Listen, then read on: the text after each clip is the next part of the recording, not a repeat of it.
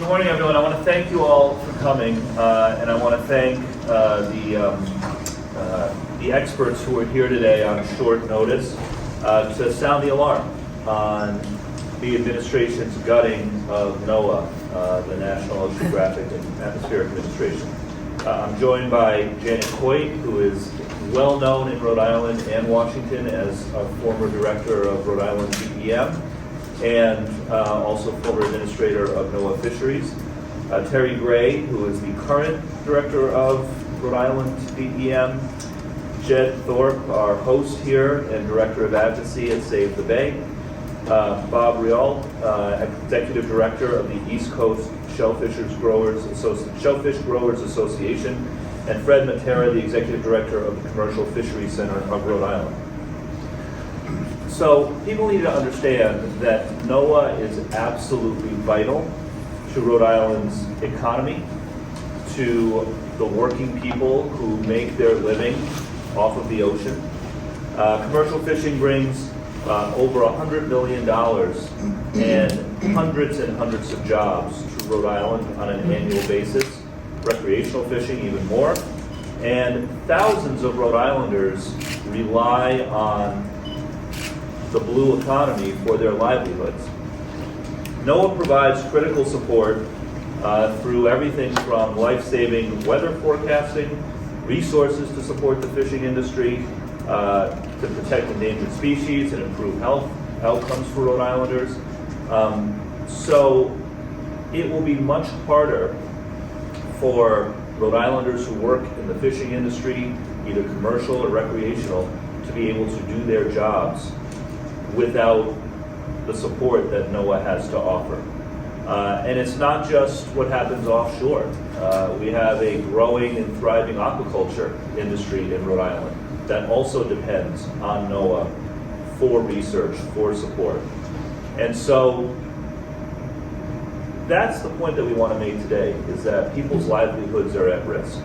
When Donald Trump and Elon Musk and the people who they have slashing government agencies are making decisions in Washington, D.C., they're not thinking about the impact on Rhode Island fishermen. They're not thinking about the impact that they are having on our economy here in Rhode Island.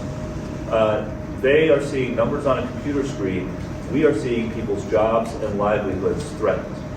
So we are raising the alarm because we want to make sure that we do everything that we can to support working people in Rhode Island in the face of these cuts. I'm a member of the House Natural Resources Committee. We have some jurisdiction over NOAA, and I've seen firsthand how NOAA directly helps Rhode Island fishermen with fish stock assessments that help guide how much fish can be caught without depleting populations, seafood inspection programs that help approve applications of Rhode Island fishermen to export their catch overseas and reach foreign markets, the NOAA Sea Grant, which helps fund research, and of course the National Weather Service, which provides weather data that we all rely on, but is particularly important and often life-saving for people who make their livelihoods on a boat.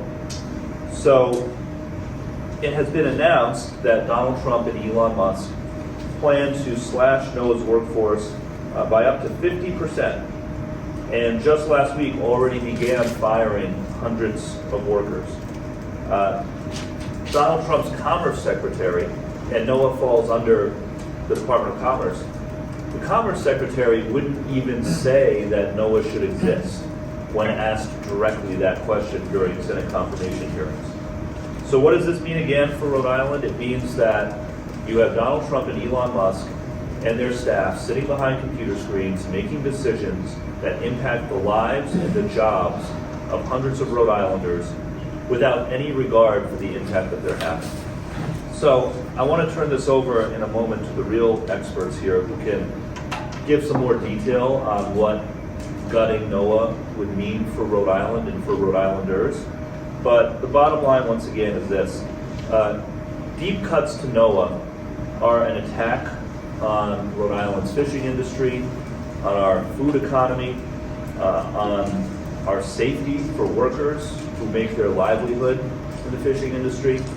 And as the ocean state, it is a direct attack on our character and our quality of life.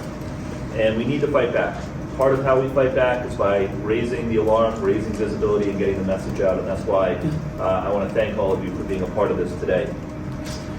So we'll go in the order that I introduced our guests, and I want to start once again by welcoming back, I wish it was under happier circumstances, someone who has done so much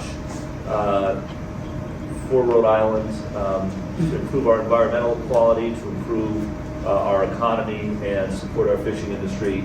And that is our former DEM director and former administrator of NOAA Fisheries, Janet Quaid. Janet. Thank you, Congressman, and thanks. Wonderful to be here with these other panelists, even though the circumstances, as you said, are dire. I want to make just, I think, 3 points, and perhaps they'll be amplified by others.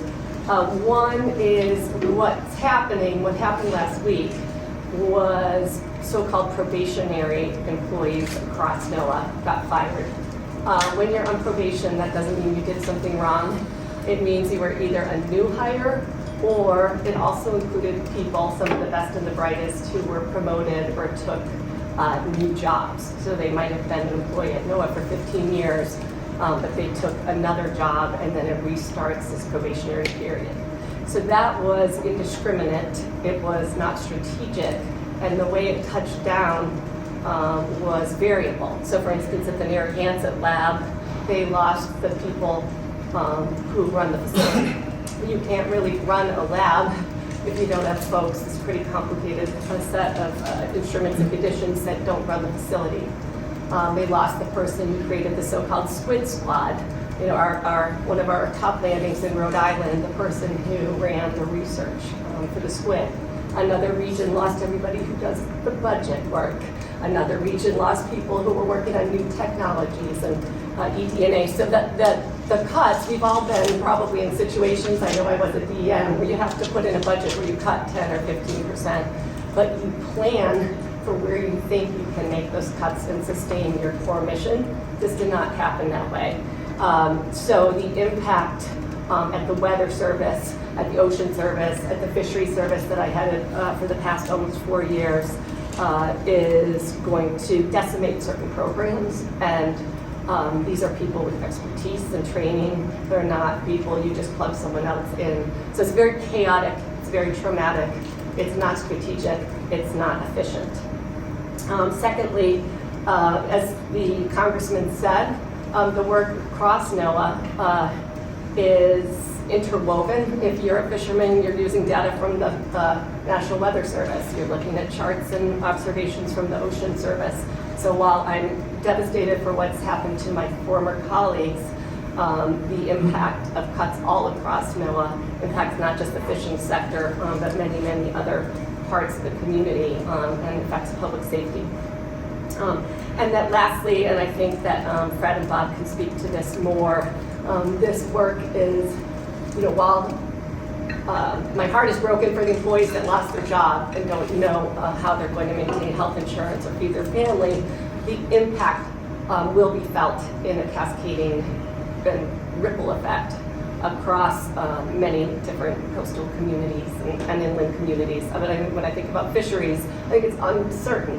And uncertainty is, we don't need more uncertainty in the fishing industry. It is uncertain how the inability to issue regulations, open, close a fishery, do another year of scallop surveys will impact the economy of our fishing communities and all the folks that support and depend on them. So I think the economic impact and the public safety impact remain to be seen, but just like you can't, what's the expression, you can't put toothpaste back in the tube. Once these folks are gone, and you don't have the folks who do the radar or who do the surveys, you can't just turn that around and say, oh, we're going to make some mistakes, now we'll fix it. It's too late for that. So those are the points I wanted to make, and I'll turn it over, Congressman, to Terry. Good morning, everyone. Thank you, Congressman. Thank you, Janet. Just looking at some of the impacts on reductions in NOAA. When I became director of DEM 3.5 years ago, I very quickly realized how important NOAA was as a partner and collaborator and a funder to DEM. We really looked at a lot of different issues. So first of all, I want to touch briefly on the loss of staff. NOAA is a very scientific organization, and some of the preeminent experts in the world on things like marine fisheries, climate science, and coastal habitat restoration are in that agency. All of these are very complex scientific areas, and there's no easy answers a lot of times. So we really value the ability to collaborate with experts at the federal level to look at the challenges that happen right here in Rhode Island. And the challenges are front and center here. We are the ocean state, right? So you're going to hear a lot about fisheries today, but it goes beyond fisheries. I mentioned climate science. It also is the weather service, like the congressman said. All of the TV and media weather people rely on the science that's developed for the National Weather Service to make predictions that we all base our lives on. And it's not only that, but when we're looking at storm preparedness at the state level, be it DEM or DOT or the Emergency Management Agency, we rely very heavily on the Weather Service for information to keep people safe. And I think that's critical. And in the commercial fishing industry, those people rely on information from the Weather Service for their lives and their livelihood. So it's very important to have expert, high-level, accurate, unbiased advice from that agency to make our day-to-day decisions on. A couple of things. I mentioned coastal habitat. This is a big thing for us because a lot of our coastal habitats not only provide a home for our wildlife, but they also provide buffers from some of the sea level rise and storms that we're seeing more and more these days. And those coastal buffers really protect our property here in Rhode Island. And I think that's very important. When you see NOAA funding agencies like the Narragansett Bay National Estuary and Research Reserve out on Providence Island, that's a real opportunity to look at cutting edge expert research here in Rhode Island to see what's happening to the environment around us. And we need that collaboration and expertise to do that well and to do it accurately. They also, NOAA is also a critical partner with us on smaller things like marine debris removal. So you may have heard about an abandoned barge that just got removed across the bay here at the end of Public Street. That was a 10-year problem, and we really welcomed NOAA's support to help us get that eyesore and navigational hazard out of the Providence River. I think just looking at some of the other areas, you look at the Coastal Resource Management Council, 33% of their funding is provided by NOAA. You look at the University of Rhode Island. You mentioned the Sea Grant a little bit, but there are other programs that provide cutting-edge career development and research for the people down at URI. That kind of extends to our whole blue economy. And then I mentioned climate change a little bit. I mean, people can still debate climate change and the causes of climate change till they're blue in the face, right? But really, when you look outside at Narragansett Bay and you look at the science of sea level rise, it's coming and it's here. And the ability to plan and make sure Rhode Island is resilient in the face of the impacts that we're going to see, I think is important and critical that we partner with NOAA to make that happen effectively. Thank you. Thank you, Gary. All right, I think we're going to have to... No, yeah, the mic's not on. Let's not Oh, I didn't think it was. Oh, all right. Yeah, I didn't think it was. All right. Oh, there we go.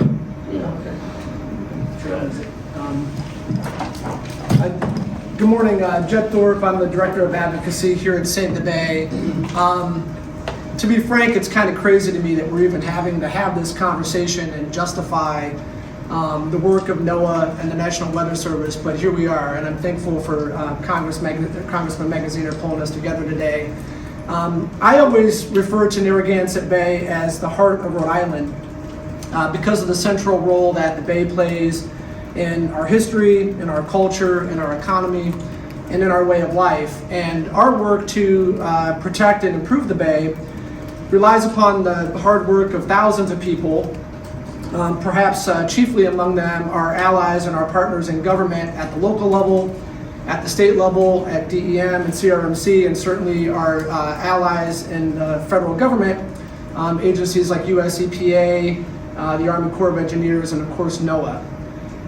Full disclosure, Save the Bay is currently the recipient of 2 different grants from NOAA.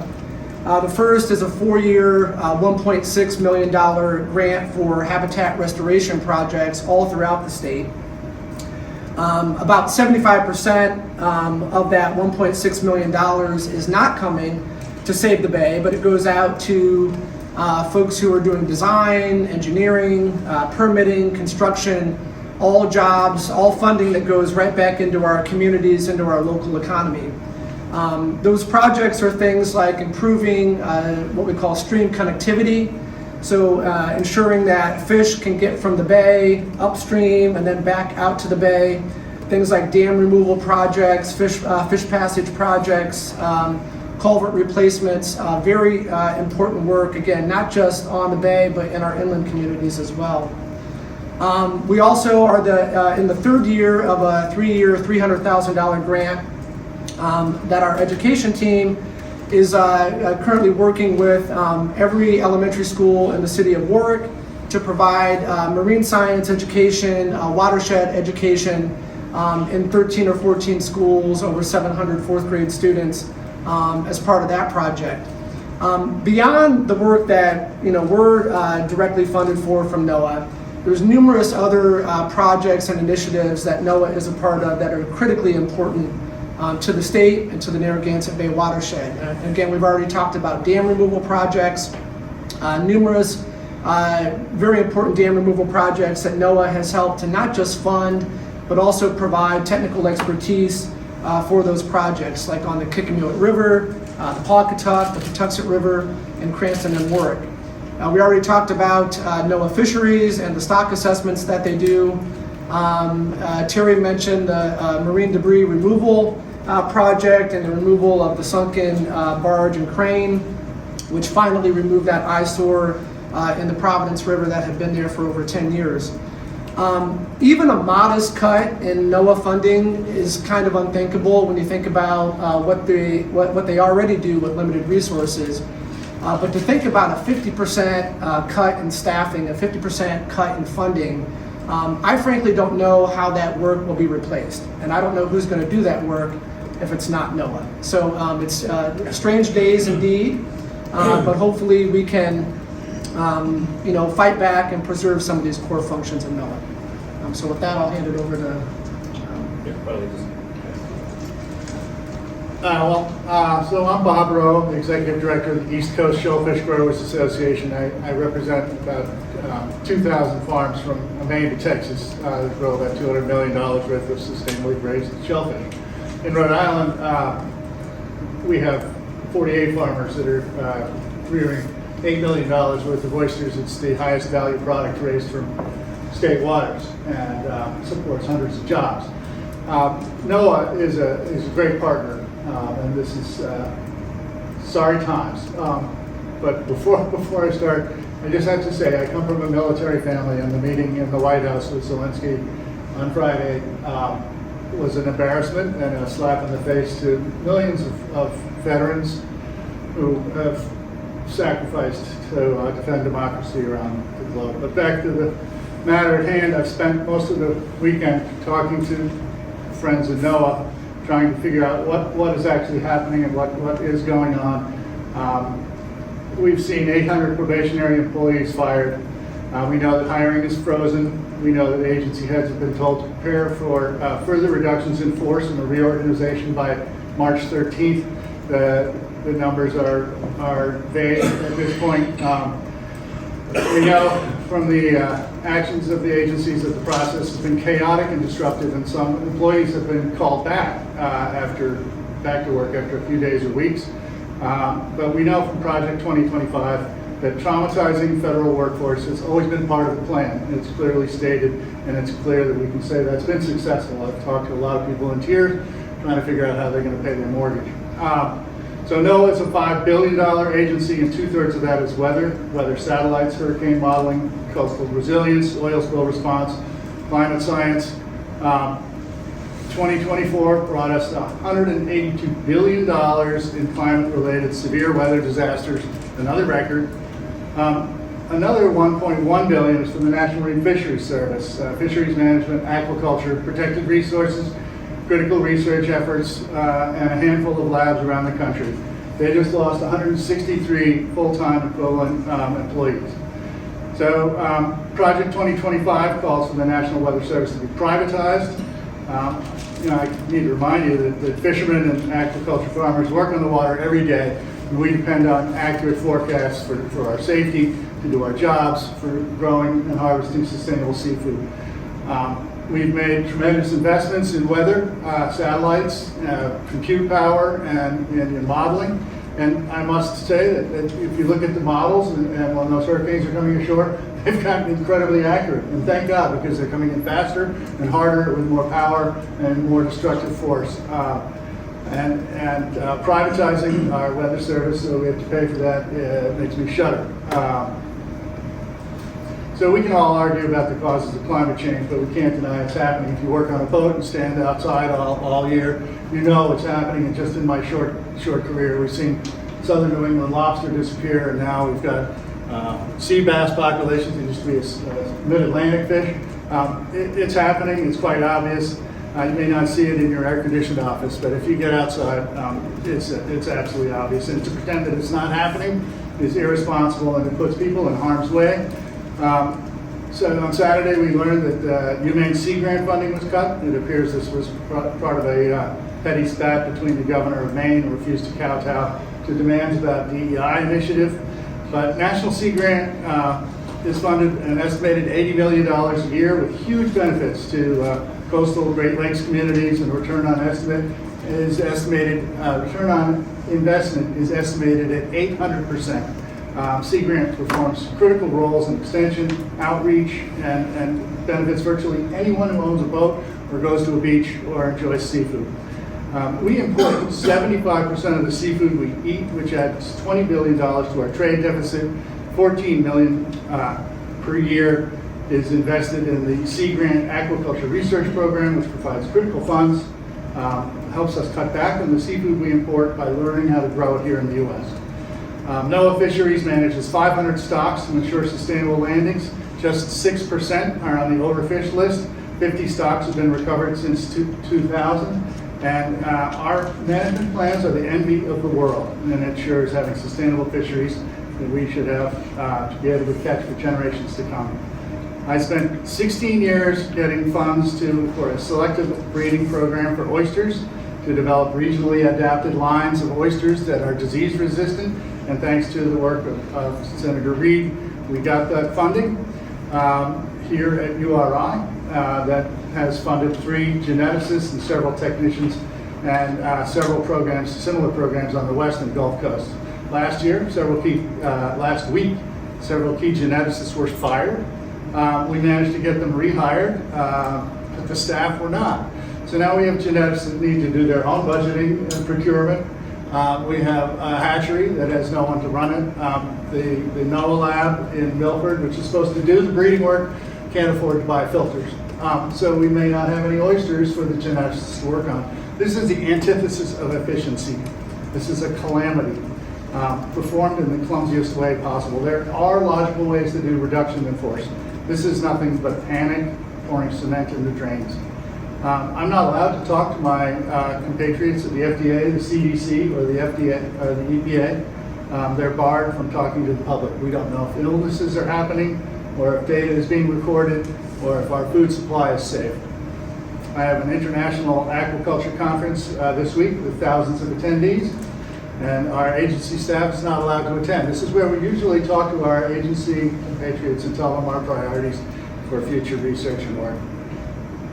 If we want our supply of sustainable, nutritious seafood to continue to grow, then we must divorce ourselves from imports and we just shot ourselves in the foot. The craziest thing is that these cuts are supposed to support tax cuts, which the Brookings Institute estimates will add $10 trillion to the national debt. I only wish I was wealthy enough to enjoy the impacts of those cuts. And I'll leave it to my...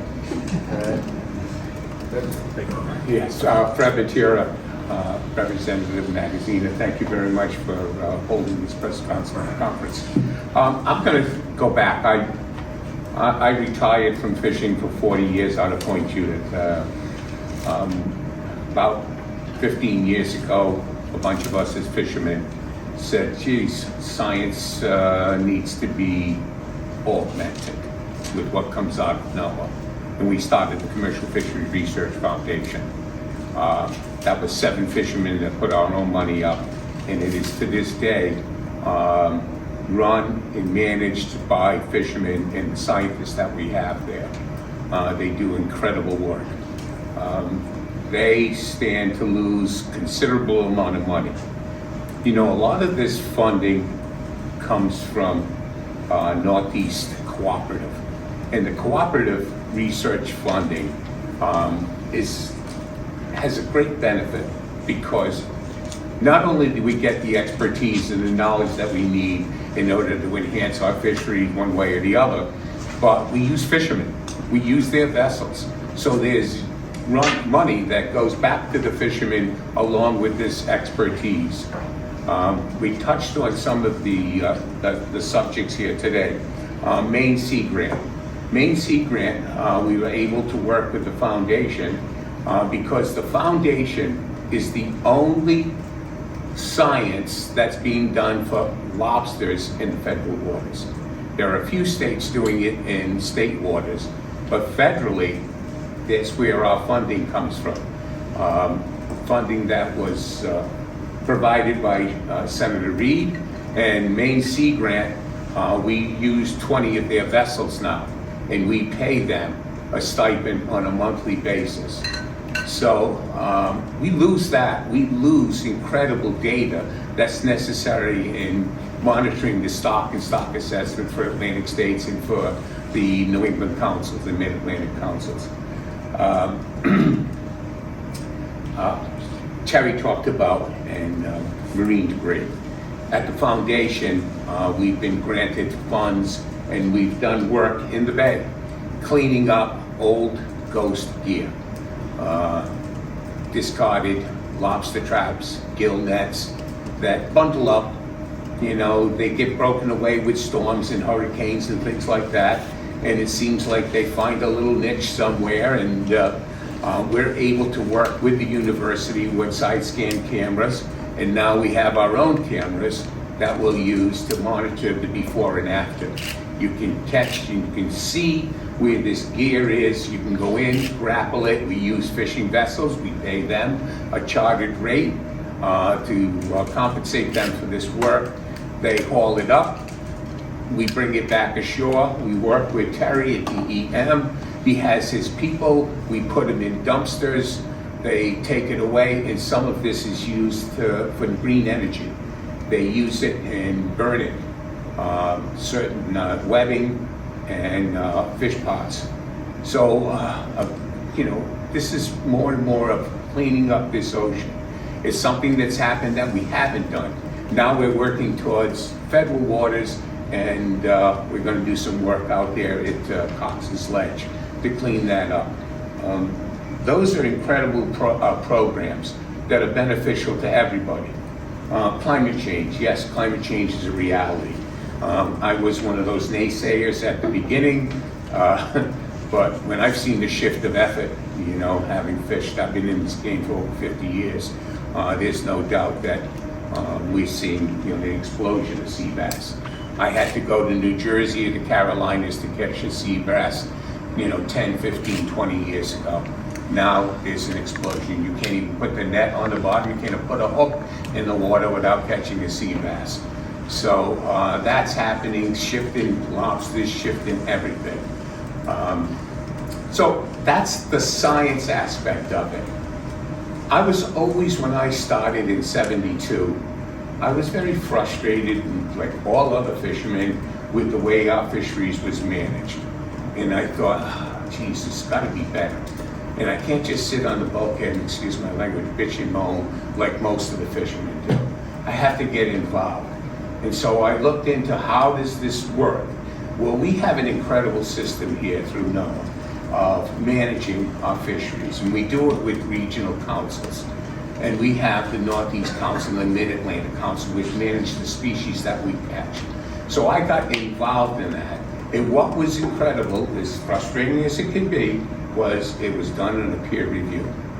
I had a voice. And it's not always the way, you know. We live our lives in communities and everything else, but I had that voice. I had the opportunity to go there. I had the opportunity to say, I don't like your two options. I want to represent or present several alternatives. And that's how it worked. And I went through this. And we don't ever want to lose that peer review. Is it perfect? No, it's not perfect. But we've worked. And in the last 15 to 20 years, the scientists and leadership has improved immensely. That is something that we never want to lose, is that opportunity to continue to have a voice. Squid, I just this weekend understood that, you know, the head scientist for our squid, we lose squid, Point Judith's a ghost town. It's our primary species, it really has. We've shifted in species over my years. When I started, it was flatfish and cod fishing and you know, scup offshore and butterfish. And now it's squid, squid, squid. That's it. We lose that because no one goes to George's. Used to be 30 of us that went to George's Banks, but they've changed that management strategy, and I don't think it's for the best. But peer review, I have the opportunity to maybe go ahead and change that. But squid is so integral, and there's so many factors that go into the migration and ability to catch squid. All of my years of fishing, the highest percentage, squid is managed on a trimester, 4 months, 4 months, 4 months. First 4 months of the year were always the huge amount that was landed. Now it's almost the smallest amount. And the least amount was summer. In the last 10 years, it's been squid NATO in the summer. Huge amounts of squid. Well, it's a good way of describing it, but it has been. That's a 4-month quota. At times, we've shut that quota down to 7, 8, 9 weeks because we caught it so fast. But we've been able to work with NOAA to get what we didn't harvest in the first trimester and rolled over into that second, so we cannot leave fish on the table and lose that income. So having a scientist that understands, and I think a lot of squid goes back and forth with temperature, surface and bottom temperature. We have a jet stream, Gulf Stream, and off of that are warm core rings that spiral off and come up on the bank. And with that is a lot of bait, and I caught a lot of pelagics. I used to go swordfishing and tuna fishing. And that's where you find those warm core rings. Well, they generally stay up on the bank maybe 70, 80, 120, 50 fathom. Last so many years, they've come right up into the beach, right up into 20, 30 fathom. I'm certain some of you know that in the last few years, they've, not this summer, but summers before, they'll catch a bluefin tuna off Scarborough Beach. And that's that warm water and all that bait that brings all that in. And that's been those great squid years. It didn't happen this year. Guess what happened with squid? No squid. Until the fall. Fall, they went offshore and we caught squid. So these are the things that we need science. We need to understand more. And that's what NOAA provides. And then lastly, I'll go back to, two things. Forecasting. I spent 40 years out there. I had 85-foot boats. I had freezers. So I didn't just go out, it's great, it's 10, 15, and when it goes 30 to 40 out, I'm running home. I stayed 8, 9, 10 days. I stayed out there in 15, 20-foot seas all winter long. And I needed those forecasts. I needed those buoy forecasts. I needed that 24, 48, 72-hour forecast for the safety. I have 5 men on that vessel. I can tell you plenty of stories where, poor forecasting or anything years ago caused a loss of vessels and loss of crew members. But that's imperative, absolutely. And to lose that is, it's not realistic. It's not common sense. It really isn't. You're putting the lives of, thousands of fishermen up and down the coast, and that's here, never mind what goes on in the North Pacific and out in the West Coast. And lastly, at the center that I'm a director of, we've always, as fishermen, pride ourselves on the ability to feed people, to do a great job, to bring beautiful product in local port species, and get the great value that we can. So, and we like to give back. We do a lot of things for the community. Well, 52 months ago, during COVID, we started a program where we give thousands of pounds of fish away free every week to community, 7 community partners in this state. Every week. We have reached 620,000 pounds of seafood in 52 weeks that we give away. It works fantastic in that the reward is to see people that are dealing with food insecurity just can't thank you enough. In tears at times. I have a family of 11 people. You, Fisherman Fred, you give me fish. I go to the market twice a week. Do you know what's the most expensive thing at the market? Seafood. And you give it to me for free. And I'm having all I can do not to cry myself or tears. I mean, because it's impactful. It really is. Not only that, we pay at least equal to or better price to all the fishermen. So we buy it from fishermen directly, we buy it from dealers, we buy it, and we do shellfish, we do crustaceans, we do finfish, and we give this away. And we lose all this, and we lose that infrastructure, and we lose what we have down here by trying to be what I believe is impetuous. I think it's hasty on what the Trump and the administration is doing right now. I really do. I think some things need to be cut back, no doubt. But this manner is ridiculous. If you want to go in and say, look, we need to reduce by 20% across the board, give them time. Give them 90 days, 180 days and say, come up with your plan. How are we going to do this? But to just come in and just drop jobs, because you're right. You're not going to turn around and replace that in a few months. It's going to take a long time to replace those people and the skills and ability. So, thank you. Thank you, Fred. Yeah, and we're going to open it up now. But I think that last point is an important one, because we've been seeing this across the board with the way that the Trump and Musk administration has been acting. We're all for finding ideas for ways to make government more efficient and to achieve cost savings.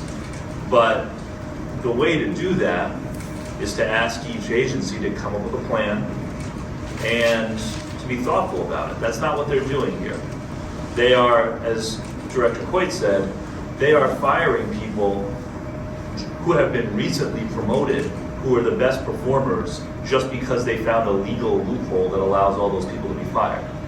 And so the process that the Trump administration is using, they are not talking to the offices, they are not looking at which jobs are expendable or not, they are not looking at who is performing well or not performing well.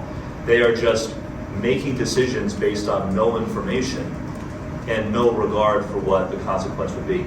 But I want to be respectful of everyone's time, and we only are scheduled for about 15 more minutes, so let's just open it up right away. Pat. Yeah, Pat Ford, Coalition News. 2 seminal pieces of legislation, both recently celebrated 50th anniversaries.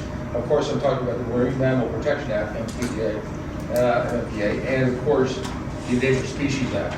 The Trump budget cuts, what impact will they have on the ability of NOAA or any intergovernmental agency to support those sentiments that are in the legislation? I'll turn it over to Janet on that in just a second, but I'll just say, we just had a hearing on this in the Natural Resources Committee last week. And if there are deep cuts to staffing at NOAA and at the EPA, then the ability to execute on the Endangered Species Act and the Marine Mammal Protection Act will be crippled. And what does that mean? That means that species that should be listed will take longer to be listed, threatening them with extinction. But it also means that species that have recovered that are ready to be delisted may take longer to be delisted, and we could be unnecessarily hampering economic growth and development by having delays in delisting species. It also means that when developers who want to build projects, want to do things, are asking for their certifications to be allowed to go ahead and build, that takes longer. So in a way, deep staffing cuts at the EPA and NOAA and other relevant agencies actually slow down the economic development process by making it harder to go through the permitting process. And you can talk about permitting reform all you want, but if you don't have staff, then no matter what the permitting process looks like, if you don't have people to execute on it, it's going to create delays. Yeah, I think that's well said. So NOAA has responsibility for implementing the Marine Mammal Protection Act and for implementing the Endangered Species Act for marine and some anadromous species. And I think the point is, one, the law hasn't changed, I hope, so it still requires making decisions based on best available scientific information, and the regulatory process hasn't changed. So if you hollow out the science centers and the people that do the work, I think you're going to have both a slowdown of a regulatory process, things like the biological opinions that are required when there's a federal action, as well as potentially when you look at a lot of the work that's done on the habitat restoration side that is about implementing recovery plans. You're seeing the grant funding frozen for that, because I think you're going to also slow down the conservation and recovery side. Good question.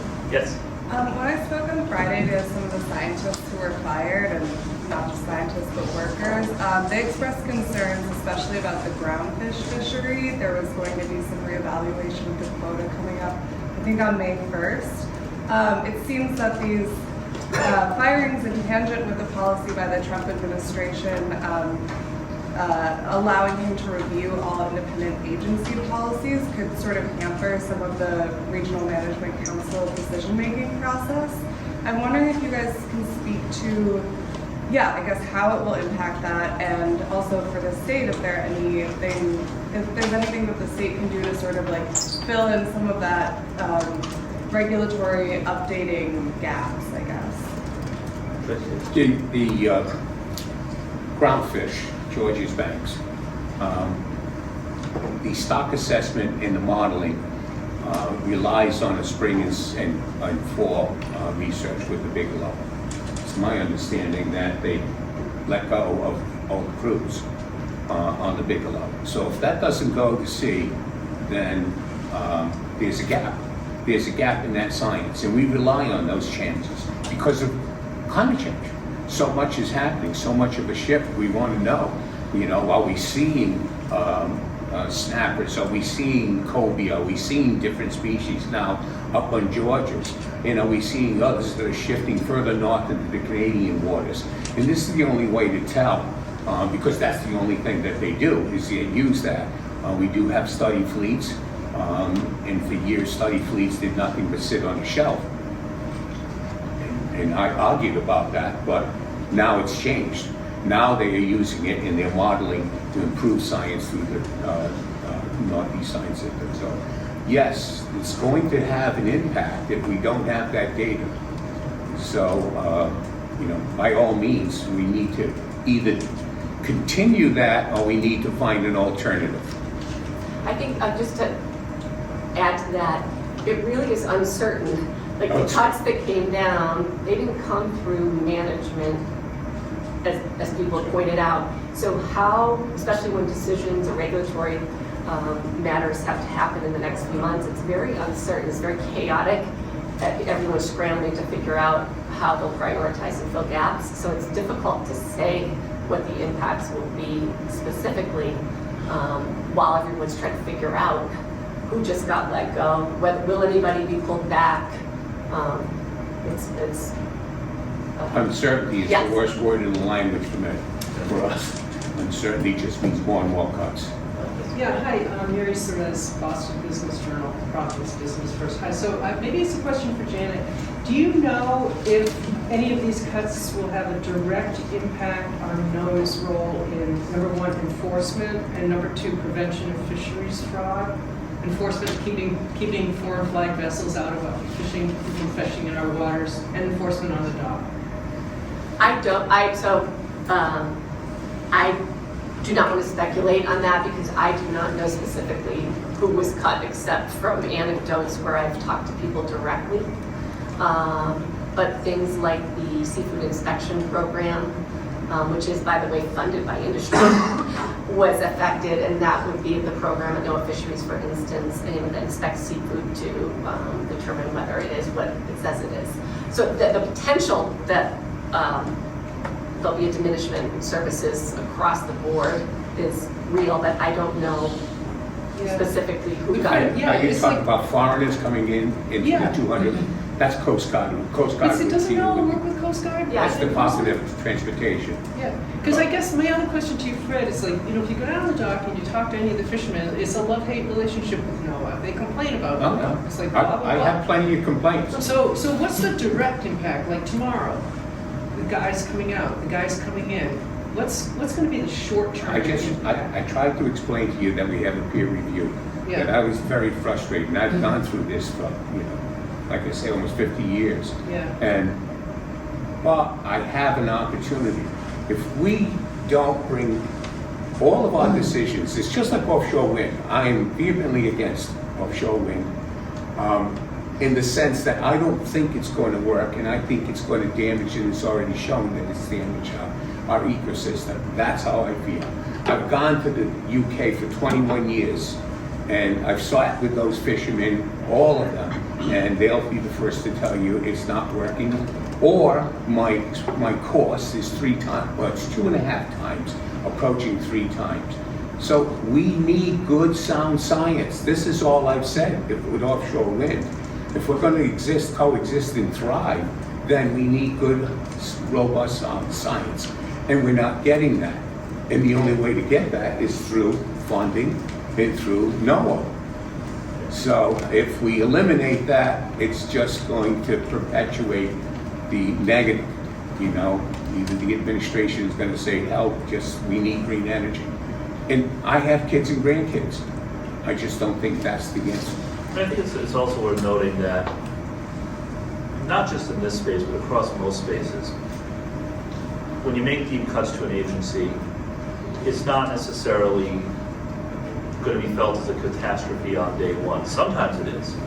But, if you fire a bunch of people at air traffic control, that doesn't mean that there's going to be a whole bunch of plane crashes the next day. It means that over the course of the next year, there's a heightened risk, and you will see more, most likely, or you could see more, right? And so, when you talk about NOAA specifically, not having an accurate stock assessments isn't going to change anybody's life on day one. But over time, it could impact the industry in a severely negative way. Same with the National Weather Service. People's lives may not be any different tomorrow, but over time, then there will be significant damage. And so, I think part of this is about making sure that the industry continues to be successful over the long term as well.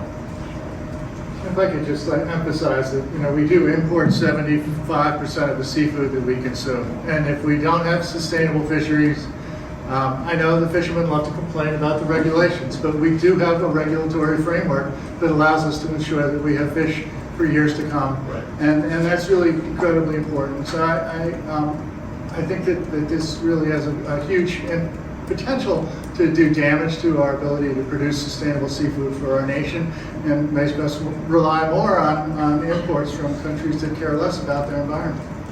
We have time for 1 or 2 more. I want to make sure, is there anyone who hasn't had a chance to go yet who wants to?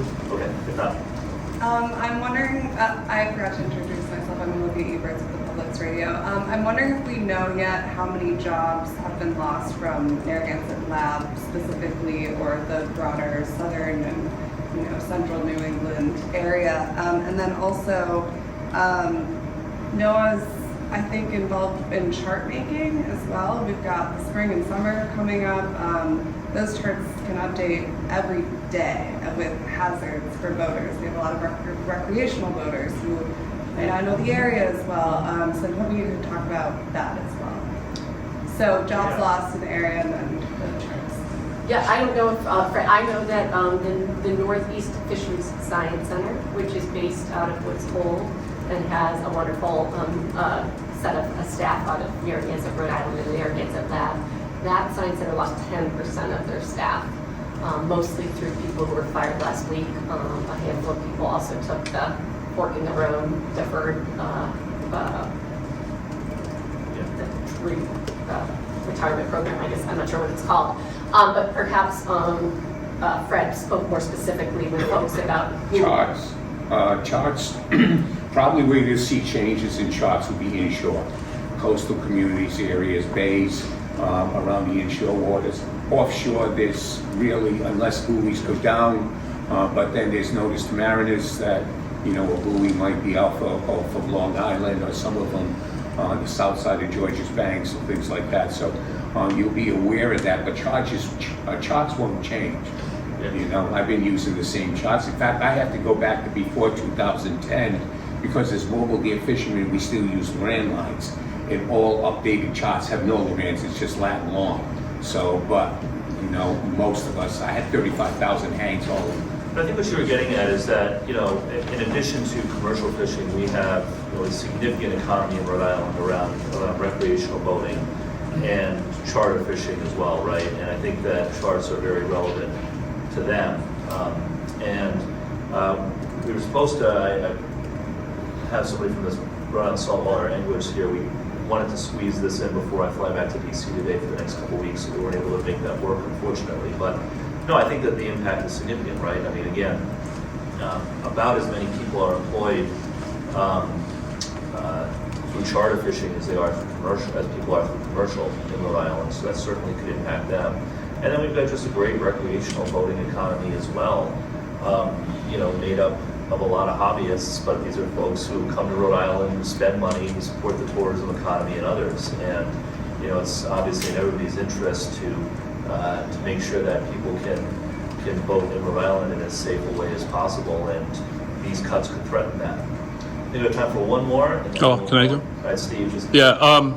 At what point do the cuts that are coming down from the federal government have a real impact on our local economy, in the sense of, if a large company in Rhode Island, let's say 100 employees, were to go out of business, and we say we just lost 100 good paying jobs, but we're losing hundreds of good paying federal jobs right now, and we know the impacts are large on local economy. So at what point does this become really, really bad?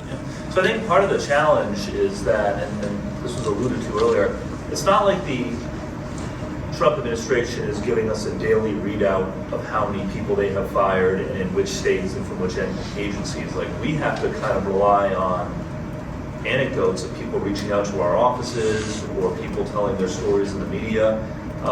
So we don't know exactly how many people have been fired, right? I mean, we know that there have been firings that have impacted the USDA office in Rhode Island. They lost about a dozen people. We know at least one person has been fired at the VA hospital. We know that there are people who've been fired at Naval Station Newport, which houses a variety of differently federal funded programs.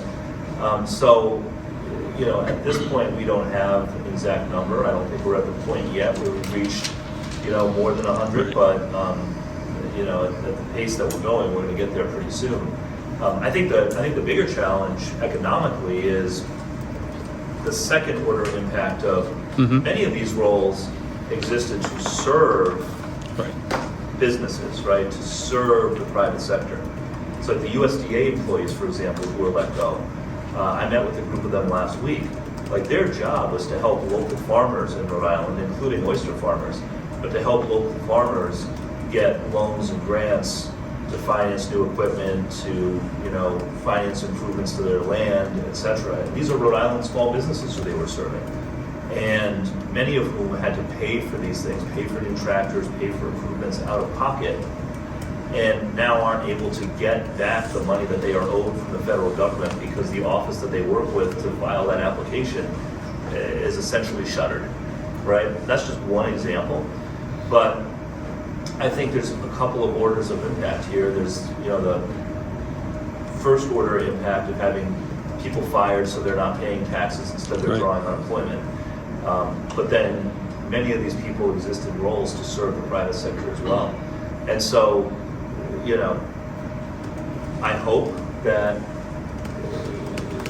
at some point the administration realizes that they need to take a more rational approach to their cost cutting and do it in a way that's more thoughtful and predictable, because the process so far has been completely chaotic and dysfunctional and dangerous Right. in some cases.